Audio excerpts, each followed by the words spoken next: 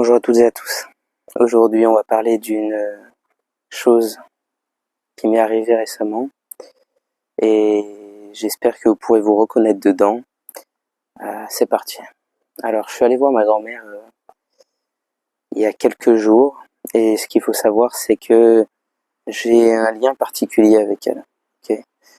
Pourquoi j'ai mis sur le titre de la vidéo « Va voir ta grand-mère ».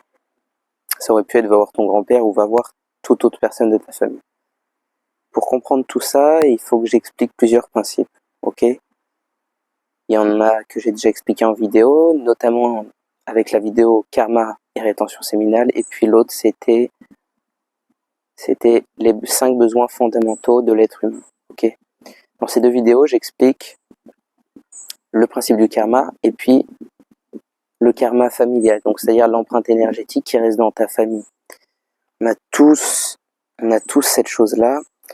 La chose qui différencie les personnes, c'est qu'il y en a qui arrivent à le sentir, il y en a qui arrivent moins à le sentir, mais on baigne tous dans cette chose depuis qu'on est tout petit. On a tous toute cette énergie autour de nous qui est transmise par la famille, en fait.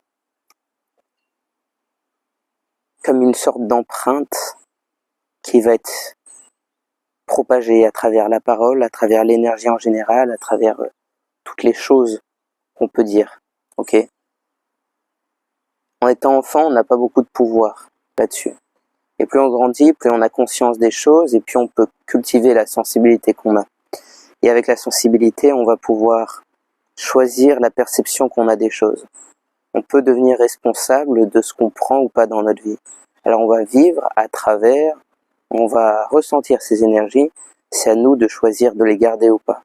De rejeter, de relâcher toutes les choses qui ne nous appartiennent pas. Donc pour ça, il faut faire un travail sur soi.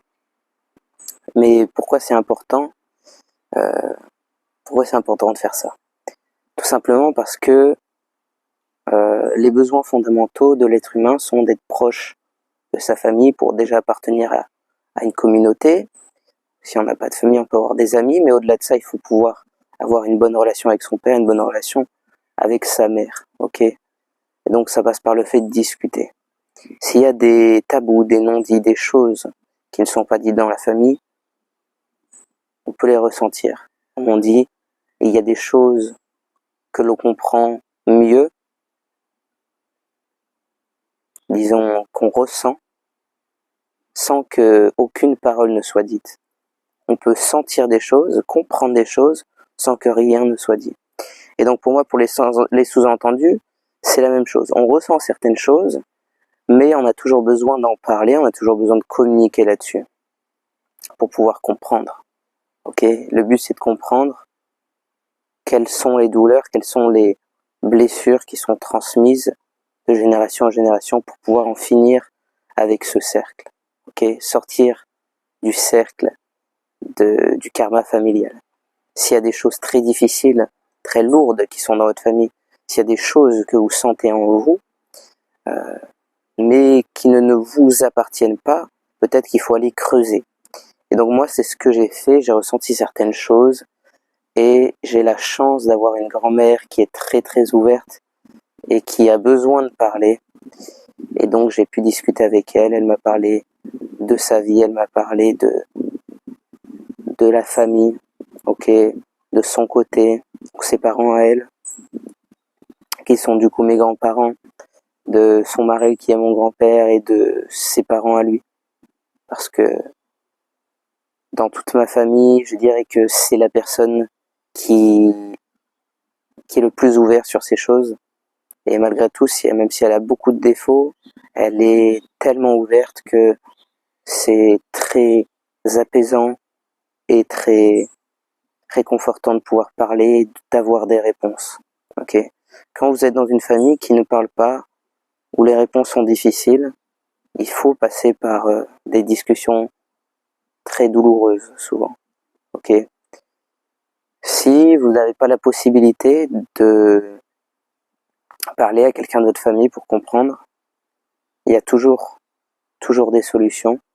Même si votre famille, vous ne la connaissez pas, ou si votre famille est morte, vous pouvez continuer à cultiver ce lien qui est avec votre famille, à rechercher des choses et à comprendre grâce aux livres, grâce à votre vie, grâce aux épreuves que vous vivez. Vous n'aurez pas les mêmes dialogues, pas avec les mêmes personnes, mais vous aurez votre dialogue intérieur, vous aurez un dialogue avec toutes les choses que vous pourrez voir dans votre vie. La relation entre le père et l'enfant, la mère et l'enfant, ne s'arrête pas dans votre vivant, mais s'arrête une fois que vous êtes mort. Et pour ceux qui croient aux réincarnations, voilà, j'allais aller un peu loin. Et voilà, tout ça pour dire tout ça. C'est une vidéo assez lourde pour moi à tourner. Je pense que vous avez remarqué, je suis pas le plus à l'aise pour tourner cette vidéo, mais je pense que c'était important pour moi de le partager. Voilà. Donc en résumé, si vous voulez sortir, découvrir un petit peu tout ce qu'il y a autour de votre karma dans votre famille, vous avez la possibilité d'aller parler aux personnes qui sont ouvertes.